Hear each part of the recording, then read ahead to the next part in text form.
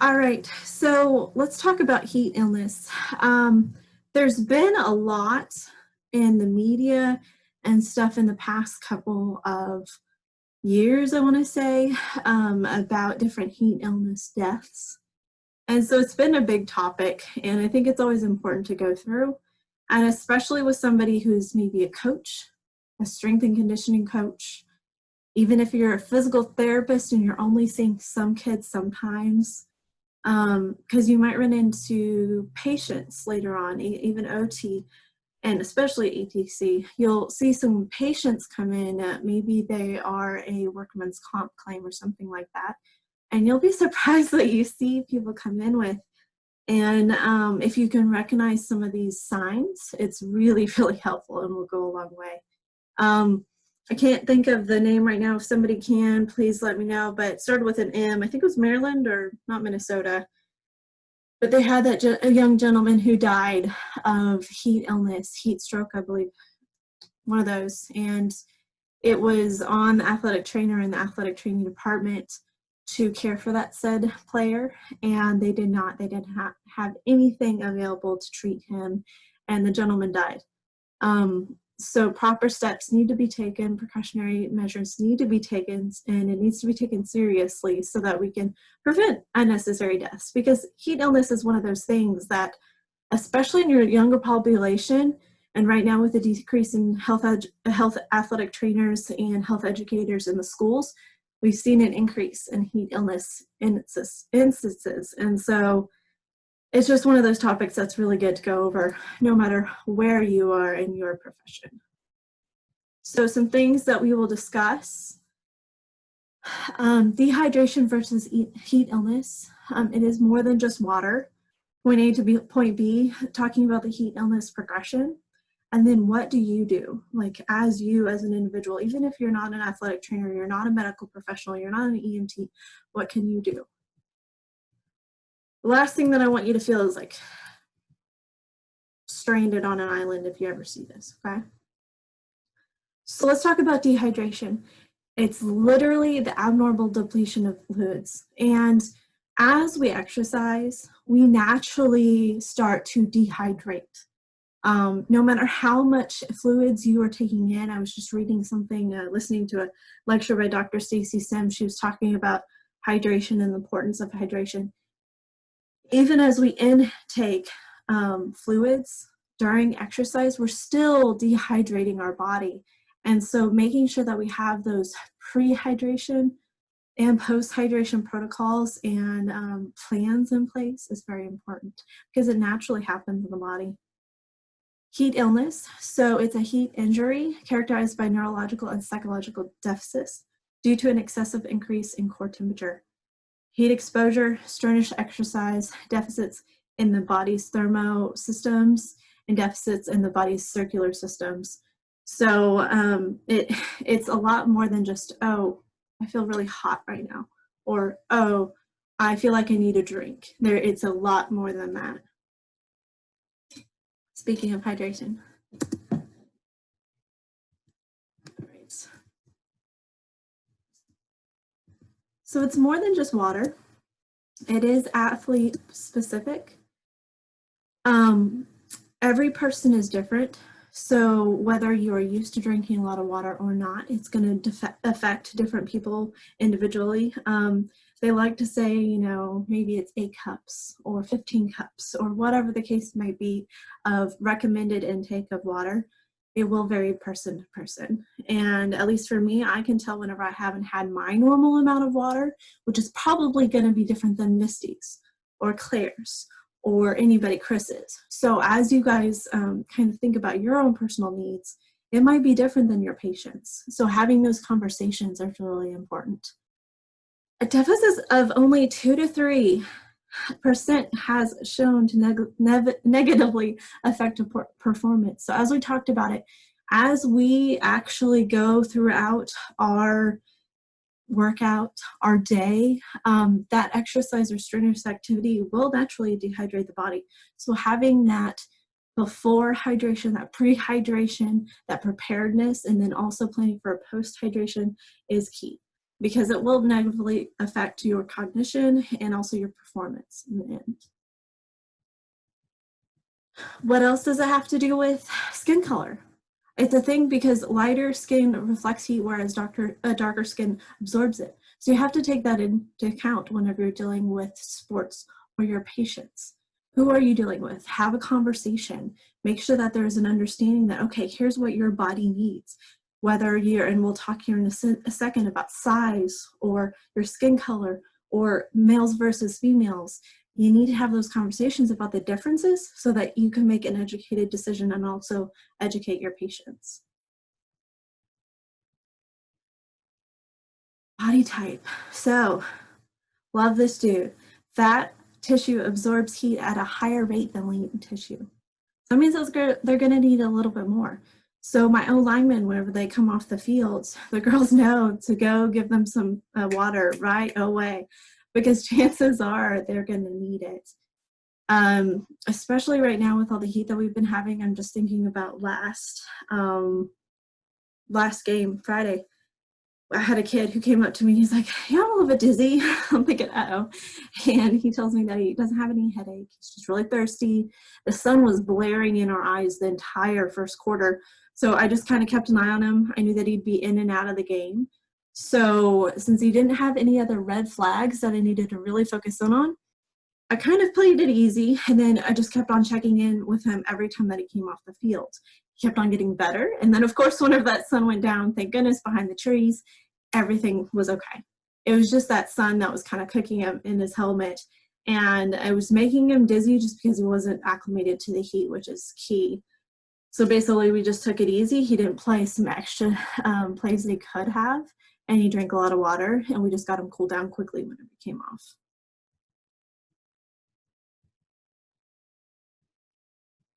So, personality type, something that I wouldn't really think about. It's athlete specific because more aggressive athletes are more likely to overheat just because of all the lovely hormones and heat cooking in their body. And so somebody who's probably warming the bench or taking a nap like this gentleman, probably not going to need a lot of water versus the guy who is literally making all the plays running cross field to tackle somebody. So it kind of makes sense, but something that we don't really think about the aggressiveness piece to this. Some other things to think about, levels of fitness. Makes sense, right? Like if I am just now getting back into fitness post-injury, post-baby, post maybe just a hiatus from fitness, probably gonna need a little bit more hydration, a little bit more rest than somebody who has been doing this for a while. Heat acclimatization. So this is a big one that I've been studying up on recently in terms of actually aiding performance, because a lot of, say a cross-country runner or a professional athlete might have to travel somewhere hotter for their events. So how do we properly acclimatize their body to boost their chances of elite performance in that situation? And it really does have a major impact. Things like passive acclimatization, like say a sauna, or maybe you're going out in the heat of the day because your heat of the day is their normal and you're training then. Just depends. And then also getting in that rest, getting in that nutrition along the way. There's a method of doing this called like 2 on 1 off, where you just 2-1, 2-1 for about 9 to 12 days. That's a way, and you have different levels of whether you're doing the whole training or practice in the heat versus partially, or doing the passive afterwards in the sauna. So there's options, but they really need to take that into consideration. Which is interesting whenever you factor in COVID, right? How much of those pre-practices that they actually get in before they started gameplay. It's a factor that many are seeing right now. Current illness. So there's a rule that we follow, neck up versus neck down. Are we just dealing with like a head cold or like some sinuses, some allergies right now? My sinuses are going crazy because of the allergy surge. Or are they starting to have fever, body chills, body aches, nausea, diarrhea, vomiting, stuff like that, where we're factoring the GI system and so much more? We need to take that into effect because that's actually going to influence how much water they need to intake as well. And then also previous history of a heat illness. Now this one's really good to remember if, say, you're dealing with not even an athlete. Well, yes, an athlete too, but also say you're having a workman's comp gentleman come in and he's like, yeah, I've had this before. It's just so annoying. Da, da, da, da, da. It just keeps on happening. And I'm just getting dizzier at work. And say he's construction, he's working outside a lot. And so that kind of gives you a key of like, uh-oh, he's a little bit more susceptible now that he's had previous heat illness occurrence. We need to take this into account. There are athletic trainers who work in the industrial setting, and so a lot of them have to deal with this, especially the warehouse workers, where they have to take notes of, oh, hey, this guy's had this before, so we need to key on that. Making sure that he has more water, maybe a little bit more access to the water, stuff like that. Any questions on that, guys? All right, feel free to ask as we roll through. Environmental specific. So this makes sense, right? Like environment would play a factor. As in Oklahoma, temperature was high, humidity might be high, direct sunlight. Does it sound like that example that I told you about earlier, where that gentleman was playing in the heat and direct sunlight and he wasn't feeling very good, and then once that went away, he felt 10 times better.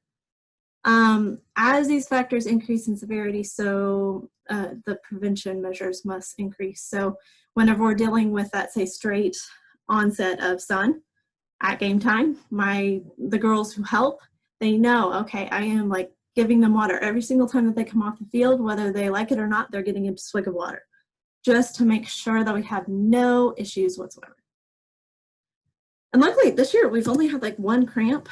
Last year we had 7.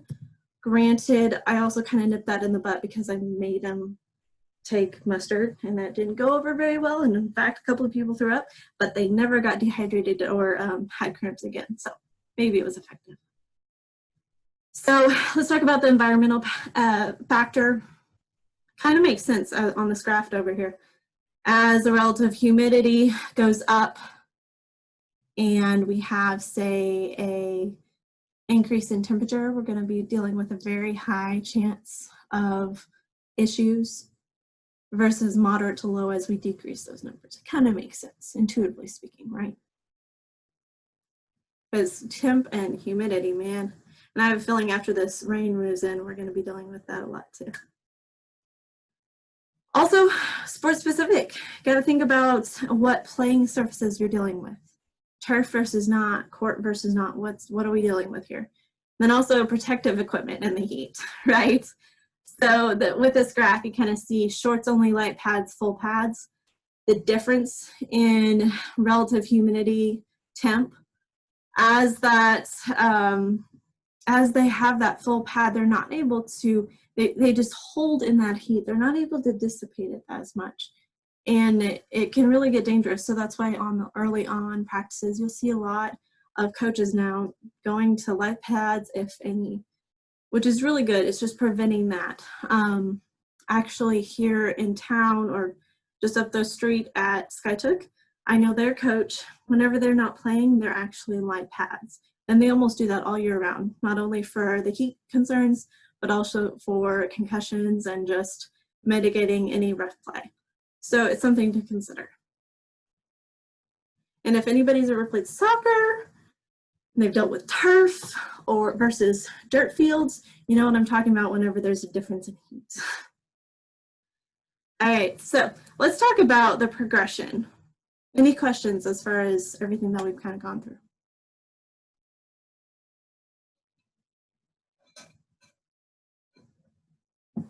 All right, so heat cramps. This is kind of like first stage. So remember how I talked about we had a lot of kids last year with heat cramps. It's kind of like you got a sniper shot yet, and the kid just goes down and is grabbing his hamstring or calf. One time we had a kid with literally bilateral calf and hamstring cramps. And the poor kid, he stayed out for like a full quarter. Pretty sure that we were massaging and giving him all sorts of liquids for that whole quarter, but they finally went away. It just took them a while. They get thirsty, they're sweating, they're cramping all over.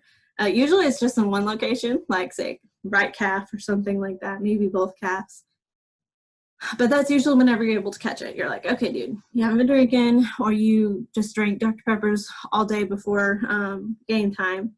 Maybe you didn't drink water. And so we just go ahead and pump them with, I have a Gatorade kind of mix that has just pure electrolytes. It does not taste good, but it's very effective. And excuse me, I'm going to sneeze. Maybe allergies. But then we also have, say, Powerade that I'll usually have them take a swig of that afterwards just because it tastes better. So basically it's that compromise of, okay, take this really, really concentrated electrolyte and then take a swig of Powerade to make it taste better.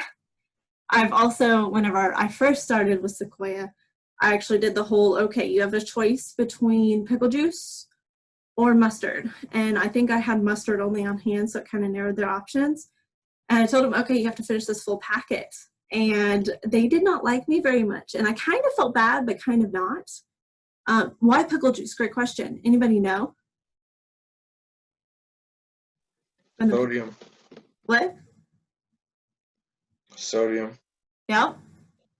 You got to get those electrolytes in, right? Same with like mustard, because mustard has those components in it. Yes, the sodium, but then mustard also, due to the components and nutrients in it, it kind of helps you. And yes, Cody Keith, exactly. It's much more hydrating than Gatorade. It's a lot more concentrated, if that makes sense. So like my Gatorade salts, or this, it's like an electrolyte powder that we just dump into some water. It does not taste like Gatorade, but it is so concentrated. It's kind of like an ugly version of pickle juice. And it just gets that sodium in quick, as well as I think a few other minerals that are in there as well that I'm just not, it's not coming to mind real quick. But usually has like potassium, magnesium, stuff like that, magnesium. So, but yeah, much more hydrating than Gatorade for that. But usually people don't like it as much. They're like, no. But again, made them down that mustard. They felt better and they never did it again. So I think it was effective. Heat syncope. So that's the next level up. So you have all of the above, all the heat cramp issues. And then you also have cramping that's progressive. And this was the case with that gentleman that I said he had the calf, hamstring, bilateral. I was like, uh-oh, we're kind of progressing here. We went from just one calf and now it's like making our way up the body. Better take note. And luckily his pulse rate didn't decrease, so we didn't have to worry about anything. But you have that kind of progressive cramping where it just started with one and then it multiplies from there.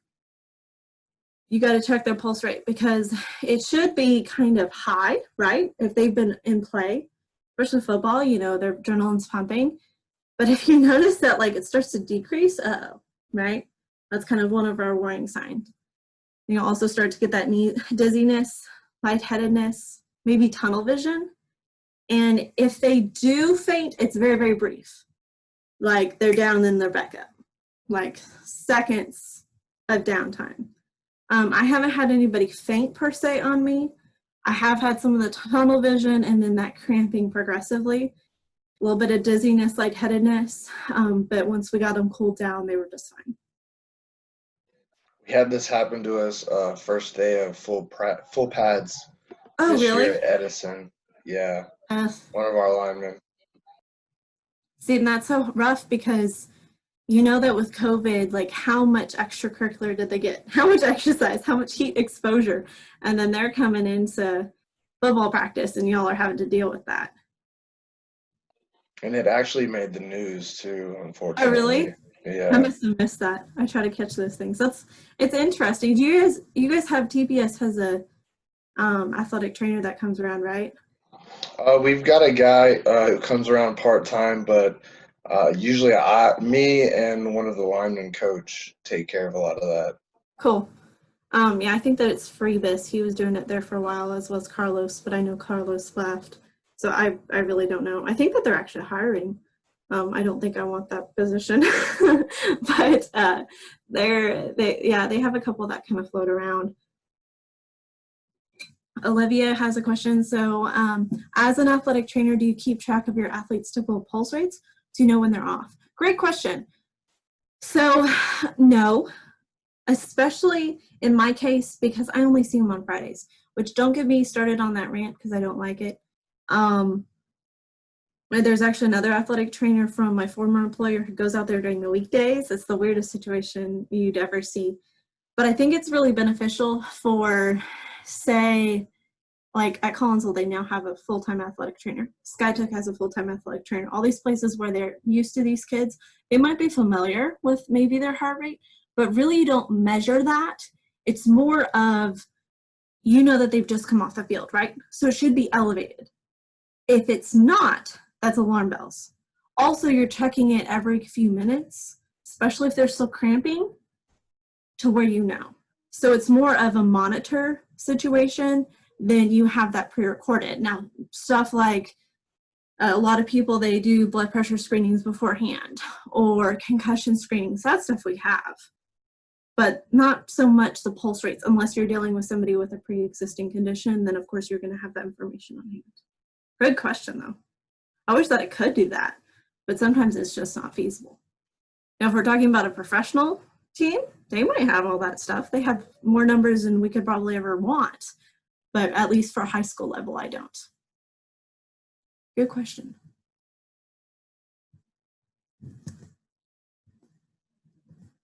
All right, so now we're getting into heat exhaustion. Now we're getting all of the above, so all with syncope, plus or minus a few things. So now we have a rapid pulse rate, rapid respiratory rate, moderate neurological deficits, but we have a loss of consciousness of 10 to 15 seconds. So instead of like you're in, you're out, it's like a 1 Mississippi, 2 Mississippi, 3 Mississippi situation where you're like counting and it takes a little bit more for them to come back. Again, you have that dizziness, that lightheadedness, that tunnel vision, but you notice that it's a rapid pulse, right? So now you're thinking, well, then how do I know if it's like normally them coming off the field and they're really, really, you know, pumped full of just adrenaline and their heart rate is high? Well, it kind of goes back to the, did they lose consciousness? How we've been dealing with this for a prolonged period of time, and they've kind of gone through those stages where we were noticing some thirstiness, we were noticing some fatigue, we were noticing some, maybe some dizziness, and then bam, spike in rapid pulse rate. Those are the things that we're going to be looking for. So it's a little bit more of that critical thinking piece where you've been monitoring this person, hopefully, which was the case, and I think it was Maryland, where they weren't, and then it just like, it went from point A to point B super quick. So usually you'll be able to see those signs. Now, if you have a stubborn athlete where they don't want to tell you what's going on, you kind of have to do some deductive work to where you see that, okay, they went straight for a loss of consciousness 10 to 15 seconds. I know that we're way past syncope now. We're into heat exhaustion. Does that make sense to everybody? Lastly, heat stroke. So we have all the above. We have loss of consciousness, we have tunnel vision, we've probably seen all this. This is what the gentleman in Maryland, so we have all of the above, but then you have significant neurological problems. You have vomiting, seizures, coma. So it gets really, really, really dangerous really quick. So you can see with the decrease in medical professionals at different high school sports as well as semi-pro sports, it can get really dangerous if you're training with athletes and you need to have this training and be able to recognize these signs and symptoms. Because once they get into stroke, it's really hard. You've got a lot of stuff that you have to come back from after that. Vomiting, you know, I always think about, which you might be able to relate to this, coaches or strength coach too, where maybe you have a athlete who throws up, like either from nerves. I used to have a friend who every time that she went up for a race, she'd throw up. Every single time. It was like textbook. Also, there was another kid on a basketball team that in the middle of playoffs, he had to run and grab a trash can and vomit. Afterwards, he was great. So that's something that you have to kind of, again, critically think, okay, is this just this kid and that's like his normal? Or is this out of the ordinary and we're actually getting into some heat concerns? So again, you have to just know your players, but then also know the situations. Any questions on that?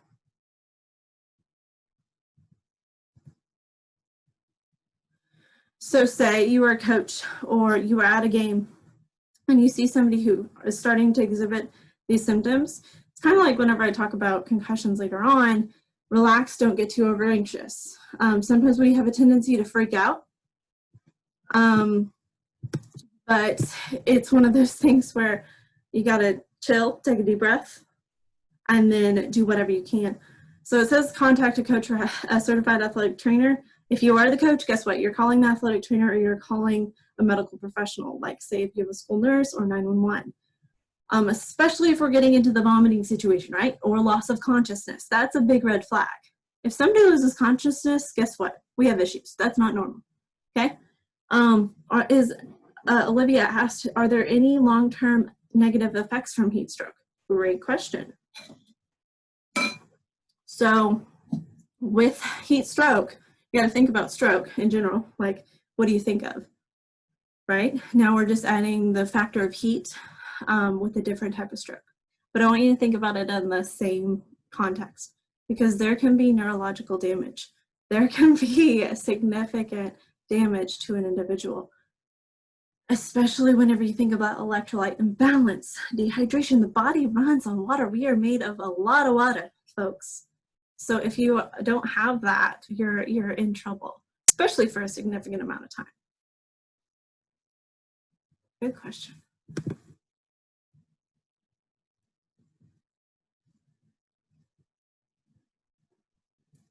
All right, so let's talk about the red flags. Okay, come on, guys, deal with me. Okay, if unconscious, so remember, unconscious, bad juju. 10 to 15 seconds, see if they respond to you, whether they can say words or if you pinch them and they squirm. Like, is it one of those things where they can actually articulate, or do they show response to pain? You need to get some sort of response from them. You need to contact a medical professional, especially if they've had loss of consciousness. Sometimes they're in and they're out and you don't even know it. Maybe they don't even know it. But usually if you see those red flags on the heat exhaustion side, you never get to this point.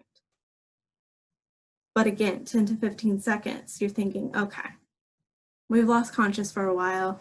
You need to go ahead and get you probably some IVs, so you make sure that nothing else is going on, because again, we run on water, y'all, so we gotta have it. We gotta make sure that the electrolyte imbalances do not play havoc in our systems, and so much more. So, what if they're conscious? So, or they briefly went in and out. Cool down. This was the big thing with the Maryland folks.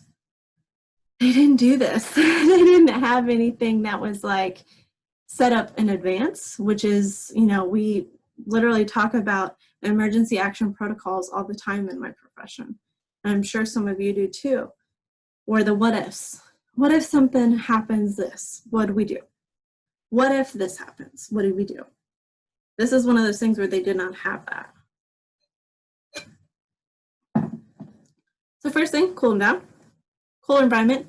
Try to get shade, cooler, and moist. So like basically you just want to get them in an environment where it can allow the body to cool. Because if they're standing bright spanking in the sun and still in their pads, yeah, there's not much heat loss going to be taking effect there. But if we remove the padding, helmets, shoes, pads, that way their head, feet are free, hands are free. We start stripping off the pads, even their jersey, under. We just make sure that they are able to disperse that heat as much as possible. Because at that point, it really, really, really needs to happen. And it needs to happen quick. That way they don't retain that heat. Begin hydration in slow amounts. So it's not like you're like, take this here and chug. That will end up in vomiting, chances are. You need to make sure that they just take it in slowly. Cool electrolyte beverages work best. So like my nasty stuff that they chug at least 3 swigs, take a little bit of Powerade, then we're backing it up with water. And over a course of time, it's not like I'm making them chug it in succession. We're just spreading it out, making sure that they get some good variety of fluids in them. We can ice massage those cramping muscles. I also have like a foam roller thingy, a hand roller, or I'm just getting in there myself and just like peeling out those calves, hamstrings, whatever I can do, stretching them, whatever I can do. So replenish, restretch, rest, rehydrate. Hydrate, I like that, rehydrate. Sorry, y'all. Replenish what was lost. So we try to replenish that loss of fluid. We stretch the cramping muscles. Usually after I stretch, I have them kind of walk, because the last thing that we want to do is just stretch and then let them sit.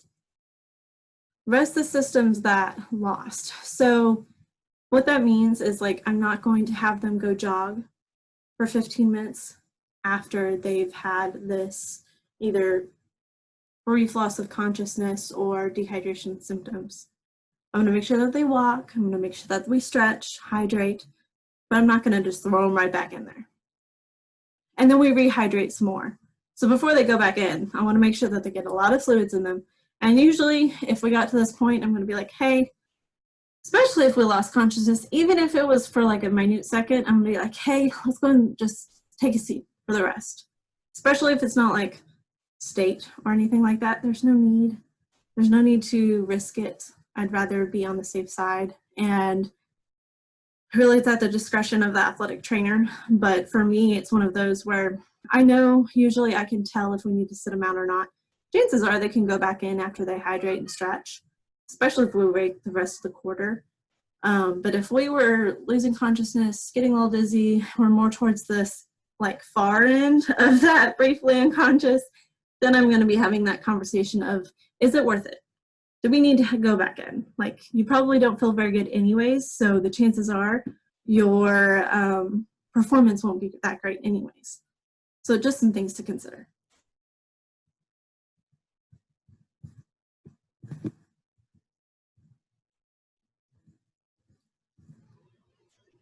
All right, so let's just review here. So dehydration, lack of fluids. Certain athletes are more likely to have illness, heat illness compared to others. So like we discussed, size, aggressiveness, all these different things that maybe you wouldn't even think about do play in a factor. Try to prevent those heat illness. Whenever we try to prevent it, it does take a lot more than just, okay, you need to drink a bunch of water. You need to make sure that you're properly stretched out. You need to make sure that your electrolytes are in. You need to be sure that you ate that day. There's a lot of different things that can go into this. If you're unconscious with rapid, weak pulse, or progressive cramping, you need to call 911. It's just the thing that you need to do, or notify your athletic trainer. Chances are they will call 911 for you. What questions do you have for me?